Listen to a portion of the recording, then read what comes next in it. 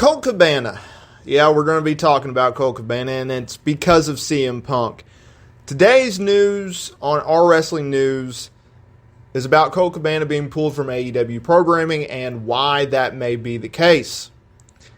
Colt Cabana hasn't been featured on AEW programming for a while, whether that be on television or the dark shows.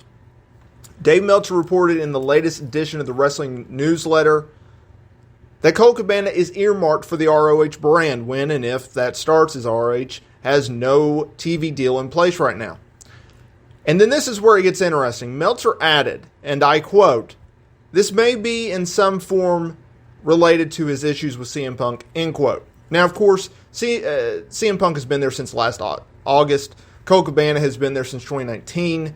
In fact, Cabana signed a new deal with AEW after the Young Bucks pushed for it. However, since that deal, he hasn't worked any AEW shows.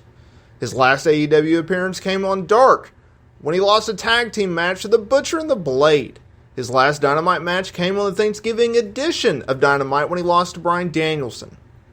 His last match that was televised was at the ROH Supercard of Honor event in April when he beat Blake Christian. Now, of course, Punk and Cabana have been best friends for years, but their friendship fell apart after Punk's appearance on Cabana's Art of Wrestling podcast in November of 2014 because they were sued by WWE Dr. Chris Amon due to Punk's comments about the company, the way he was treated with his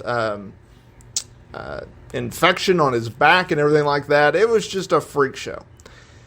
Cabana at the time claimed that Punk had not kept his promise of covering his legal bills. So imagine, you just hosted a podcast, you're in hot water because your best friend ripped this doctor. You're getting sued over it. Your best friend says, "You know what, man, don't worry about it. It's my fault, so I'm going to cover your legal bills." But then at the end of it, he comes back and he says, "You know what, I can't cover your legal bills. You're on your own."